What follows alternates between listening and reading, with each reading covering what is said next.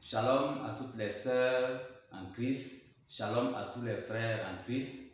Merci de suivre Famille de Christ TV. Merci à toutes celles et à tous ceux qui nous ont envoyé des messages d'encouragement. Merci également à toutes celles et à tous ceux qui sont déjà abonnés à la chaîne. J'invite les uns et les autres, et encore ceux qui ne l'ont pas encore fait, à s'abonner, à activer la cloche de notification pour ne rien rater de cette chaîne. Aujourd'hui, nous abordons notre premier point qui est l'importance de l'unité dans l'Église. Et ce thème va s'articuler autour de 5 principaux points qui sont les suivants. Premièrement, nous parlerons des 2 aspects de l'unité dans l'Église. Deuxième point, les 7 points fondamentaux de l'unité dans l'Église. Troisième point, la prière de Jésus-Christ concernant l'unité dans l'Église.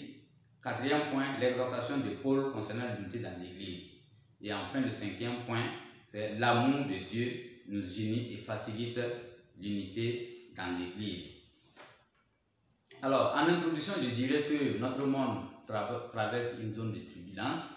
Et pour relever les défis, les hommes et les femmes unissent leurs forces. Et un adage d'ailleurs dit que l'union fait la force. Donc, seul, on ne peut rien faire. Il faut toujours unir les forces. Et les gens de ce monde l'ont compris. On parle également de la promotion de vivre ensemble. Et pour vivre ensemble, il faut être unis. Et nous qui sommes le corps de Christ, le Seigneur nous appelle davantage à l'unité. Et pour définir l'unité, je dirais que c'est la cohésion, c'est l'harmonie, c'est l'uniformité, l'indivisibilité et l'hégémonité. Donc le Seigneur veut que son corps soit uni. Les frères et sœurs doivent être unis. Ceci dit, nous abordons donc le premier point, qui est les 2 aspects de l'unité dans l'Église. Les 2 aspects. Alors, l'unité comporte 2 aspects. Le premier aspect, c'est l'unité de fond qui réside en Christ, par le salut. Le sang de Christ est versé sur la croix, donc, nous permet d'avoir le salut, d'être sauvés. Nous lisons cela dans Éphésiens 2 et le verset 4 au verset 5. Éphésiens 2, le verset 4 au verset 5. Mais Dieu, qui est riche en miséricorde, à cause du grand amour dont il nous a aimés, nous qui étions morts par nos offenses, nous a rendus à la vie avec Christ. C'est par grâce que nous sommes sauvés. Donc, frères et sœurs, nous sommes sauvés par grâce. Et avec ce salut, grâce à ce salut, nous sommes unis en Christ. Le deuxième aspect de l'unité dans l'Église, c'est l'appel qui est fait aux chrétiens à vivre en harmonie, en communauté, à vivre dans la cohésion et dans la paix. Cela se trouve dans 1 Corinthiens et le verset 10. Nous disons cela dans 1 Corinthiens verset 10. 1 Corinthiens 1 verset 10. Voilà. Donc 1 Corinthiens 1 et le verset 10 dit ceci.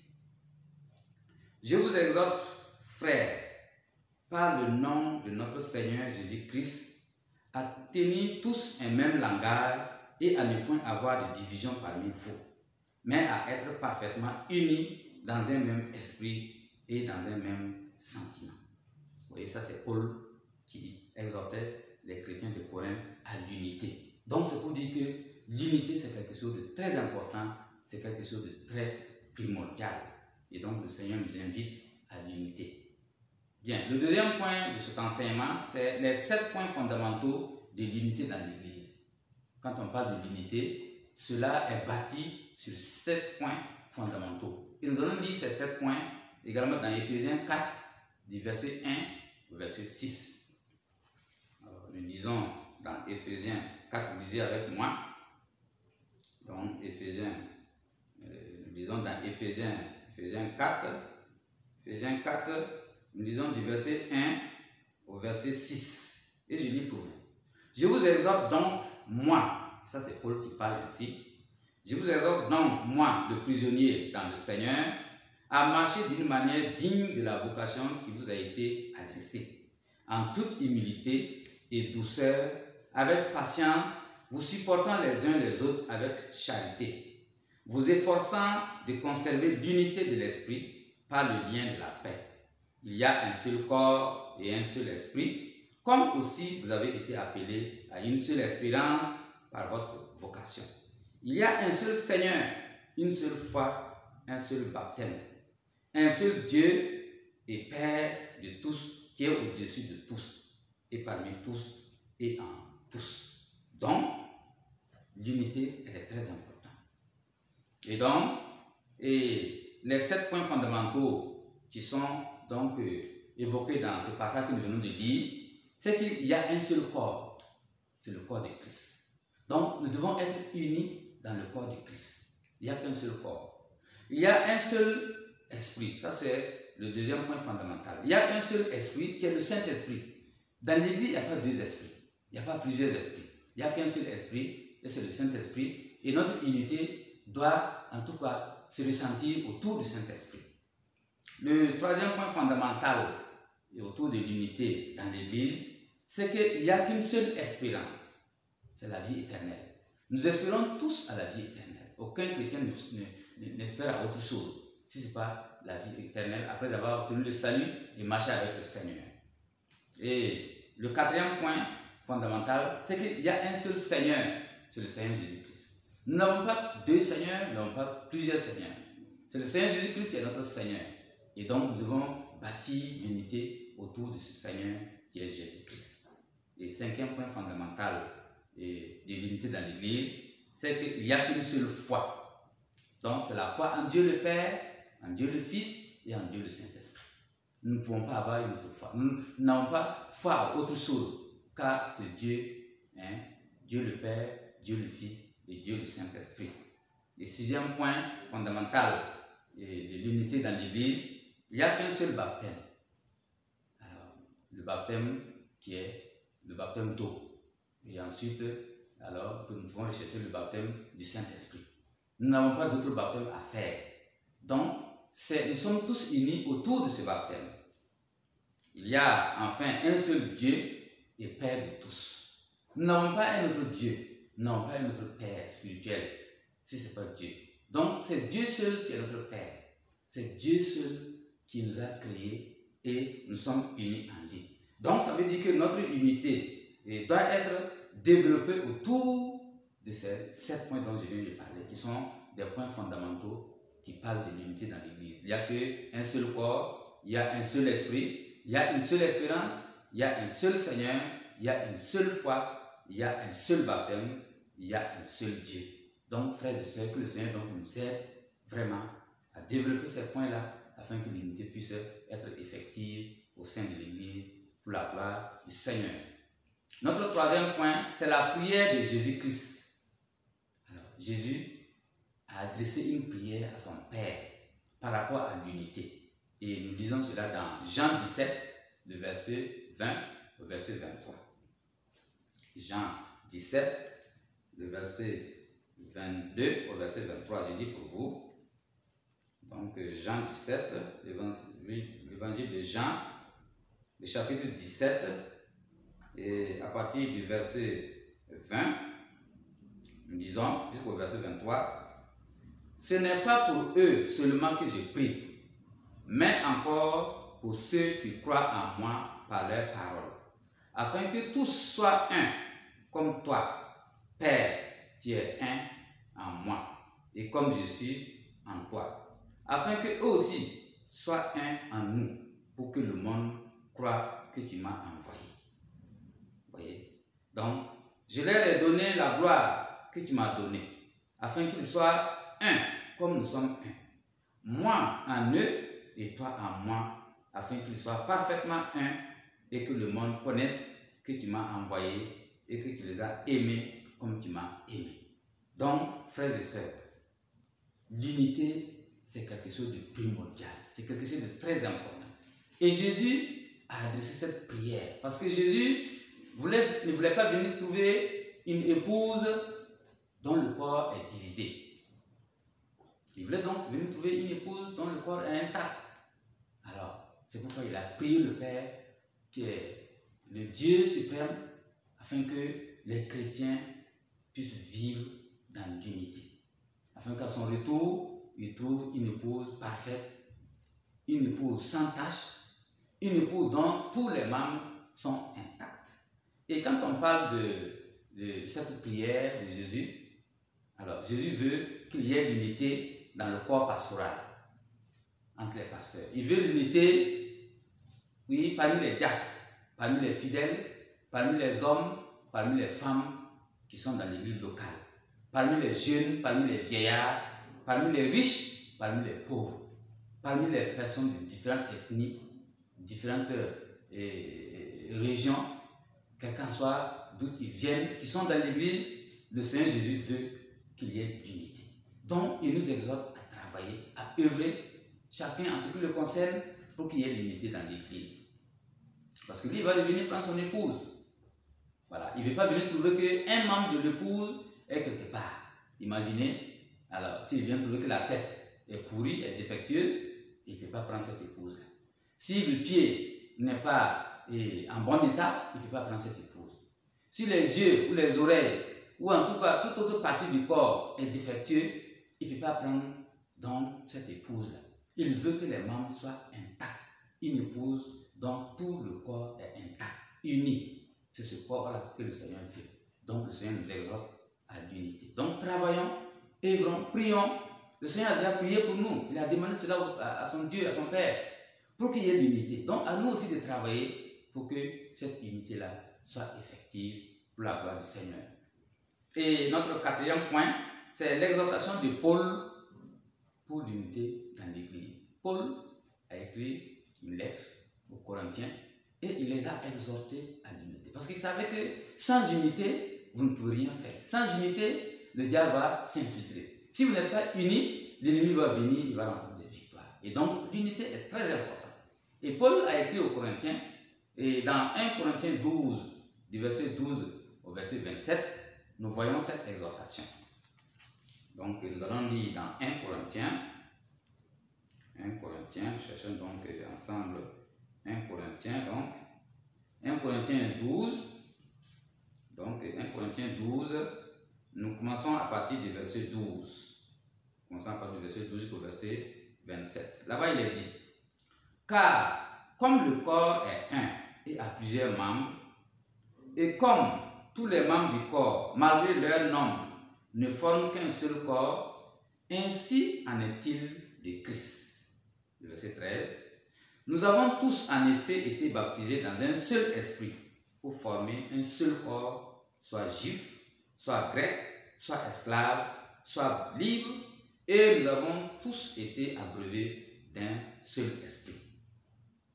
Ainsi, le corps n'est pas un seul membre, mais il est formé de plusieurs membres. Si le pied disait, parce que je ne suis pas une main, je ne suis pas du corps, ne serait-il pas du corps pour cela? Si l'oreille disait, parce que je ne suis pas un œil, je ne suis pas du corps, ne serait-elle pas du corps pour cela? Si tout le corps était œil, où serait l'ouïe? Si tout était ouïe, où serait l'odorat? Maintenant, Dieu a placé chacun des membres dans le corps comme il a voulu. Si tous étaient un seul corps, un seul membre, où serait le corps? Maintenant donc, il y a plusieurs membres et un seul corps. L'œil ne peut pas dire à la main, je n'ai pas besoin de toi. Ni la tête dit aux pieds, je n'ai pas besoin de vous. Alors, nous disons le verset 22. Mais plutôt, les membres du corps qui paraissent être les plus faibles sont nécessaires.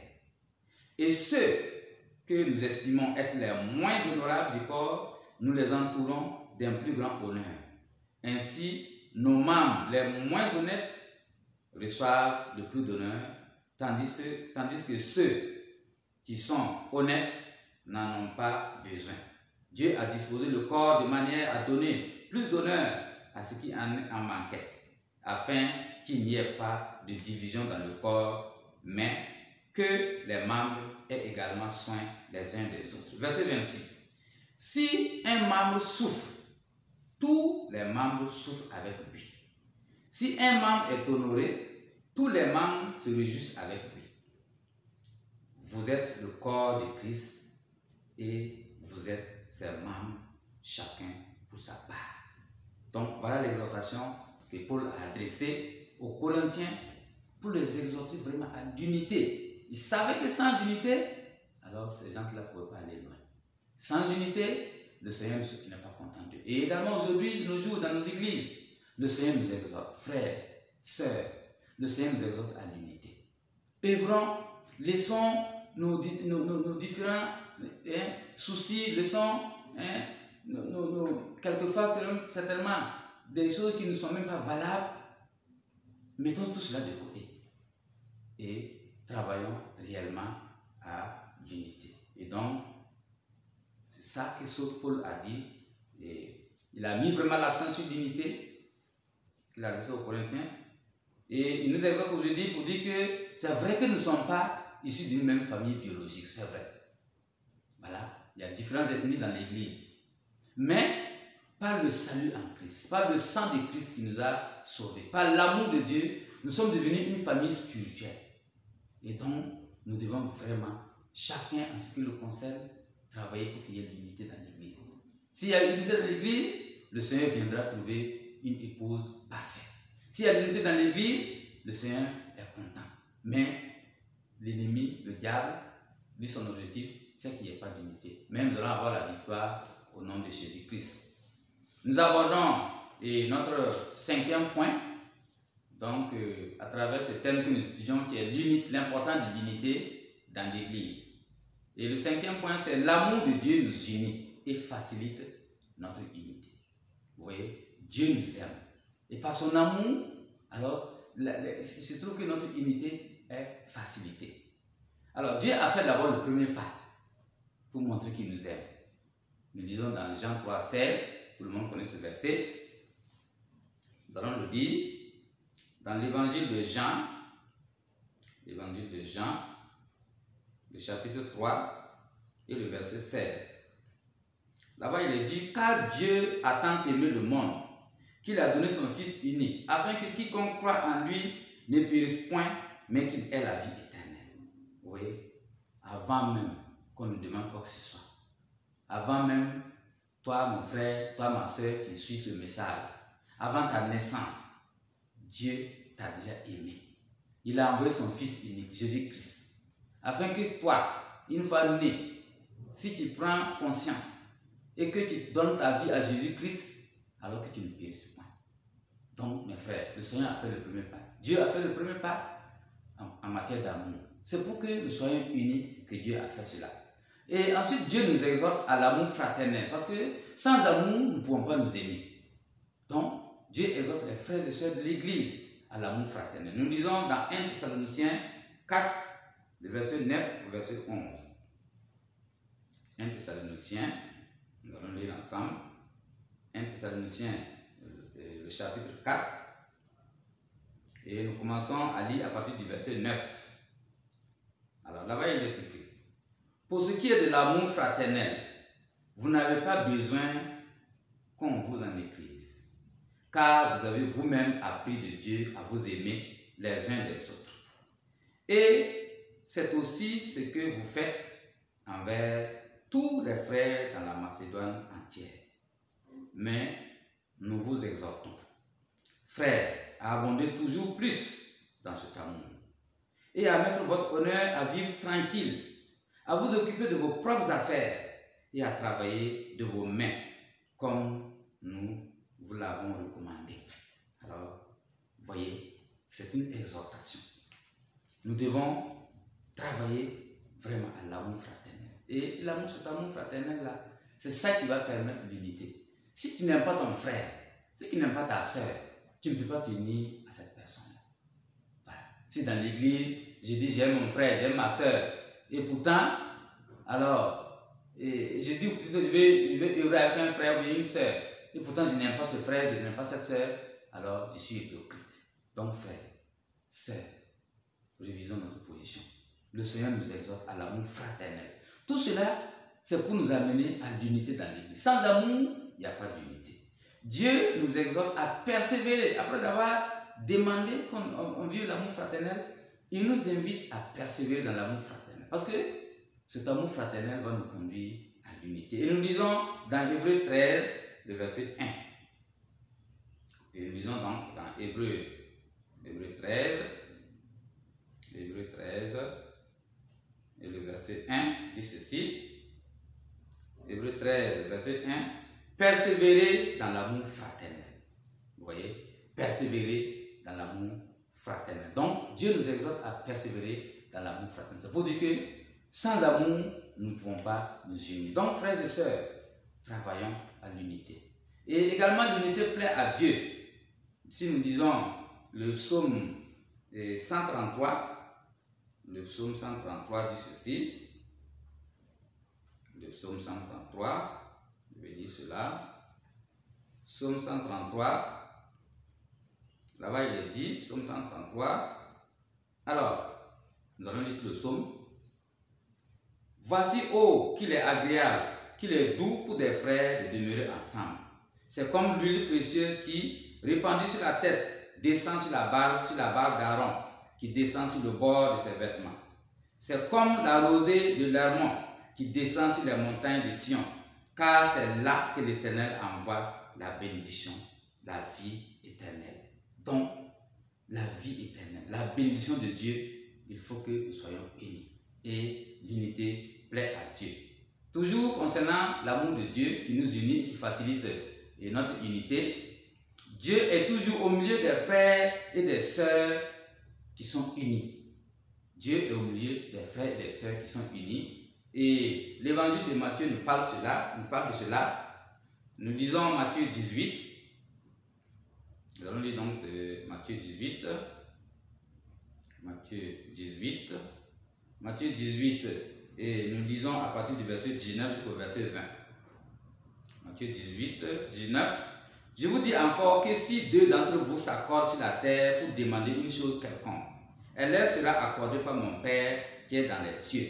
Car là où deux ou trois sont assemblés à mon nom, je suis au milieu d'eux.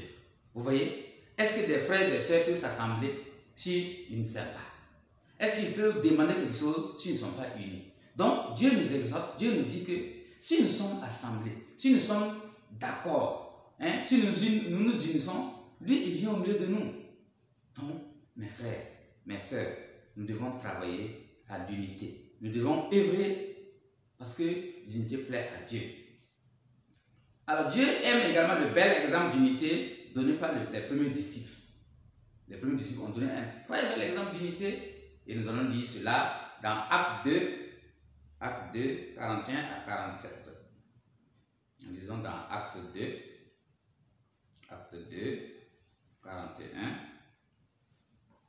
Acte 2, 41, il dit: ceux qui acceptèrent sa parole furent baptisés, et en ce jour-là, le nombre des disciples s'augmenta d'environ 3000 âmes. Ils persévéraient dans l'enseignement des apôtres, dans la communion fraternelle, dans la fraction du pain et dans les prières. La crainte s'emparait de chacun, et il se faisait beaucoup de prodiges et de miracles parmi les apôtres. Tous ceux qui croyaient étaient dans le même lieu et ils avaient tout en commun. Ils vendaient leurs propriétés et leurs biens et ils en partageaient le produit entre tous, selon le besoin de chacun. Ils étaient chaque jour plutôt, tous ensemble assidus au temple. Ils rompaient le pain dans les maisons et prenaient leur nourriture avec joie et simplicité de cœur, louant Dieu et trouvant grâce auprès de tout le peuple. Et le Seigneur ajoutait chaque jour à l'église ceux qui étaient sauvés. Donc, vous voyez ce bel exemple d'unité donné par nos dévanciers, les premiers disciples. Et Dieu, nous avons vu comment Dieu a œuvré au milieu d'eux. Frères, sœurs en Christ, le Seigneur veut notre unité. Le Seigneur désire l'unité dans son Église. Donc nous devons travailler à l'unité pour la gloire de son nom. Et concernant toujours ce point, qui est le 5e point, donc l'amour de Dieu nous unit et facilite notre unité, nous savons que le Saint-Esprit agit là où il y a l'unité. Sans unité, le Saint-Esprit ne peut pas agir. Nous allons dire Acte 2, 1. Acte 2, 1. Acte 2, et le verset 1. Le jour de la Pentecôte, ils étaient tous ensemble dans le même lieu. Tout à coup, il vint du ciel un bruit comme celui d'un vent impétueux et il remplit toute la maison où ils étaient assis. Vous voyez? Donc, le jour de la Pentecôte. Est-ce que les chrétiens, les disciples là étaient dispersés? Non. Ils étaient tous unis en un seul lieu. Et donc, le Saint-Esprit agit là où il y a l'unité. Si nous voulons que le Saint-Esprit travaille dans l'église locale, nous devons être unis, frères, sœurs. Il ne suffit pas de gêner. Il ne suffit pas de prier sans cesse. Non, ce n'est pas ça. Oui, on peut prier, on peut gêner, mais il faut être unis pour voir l'œuvre du Saint-Esprit parmi nous. Donc, le Saint-Esprit travaille toujours avec les hommes et avec les femmes, unis d'un même corps et d'un même esprit. Je reprends cela. Le Saint-Esprit travaille toujours avec des hommes et des femmes unis de corps et d'esprit. Si vous n'êtes pas unis, le Saint-Esprit ne travaille pas. Donc, frères et sœurs, alors le Seigneur nous exhorte vraiment à travailler, à œuvrer pour que vraiment il y ait l'unité dans l'Église. Et enfin, nous allons conclure pour dire que dans l'Église, alors l'unité est très nécessaire, est vraiment nécessaire si nous voulons plaire à Dieu. Donc, si nous voulons plaire à Dieu, l'unité est nécessaire. L'unité est nécessaire si nous voulons avoir la victoire sur Satan. Et également, l'unité dans l'Église est nécessaire si nous voulons voir l'exaucement à nos prières. L'unité est indispensable car Christ va venir chercher son épouse. Il veut venir prendre une épouse intacte, une épouse dont tous les membres sont unis. Donc, frères et sœurs, voilà donc pour ce qui concerne ce thème. Merci vraiment d'avoir suivi cette vidéo. Je demande au Seigneur de vous bénir, de travailler à l'unité dans vos différentes églises locales. Alors, allez voir vos frères, allez voir vos sœurs, présentez-leur cette vidéo et main dans la main, revenez tous à l'unité. Sans unité, nous ne pouvons rien faire. Et donc, pour terminer, je vais encore interpeller les uns et les autres. Donc, je vous invite à vous abonner à la chaîne si ce n'est pas encore fait et également à activer la cloche de notification pour ne rien rater de cette vidéo. Et notre prochaine vidéo, nous allons traiter le thème sur les ennemis de l'unité. Que le Seigneur vous bénisse et à la prochaine. Shalom.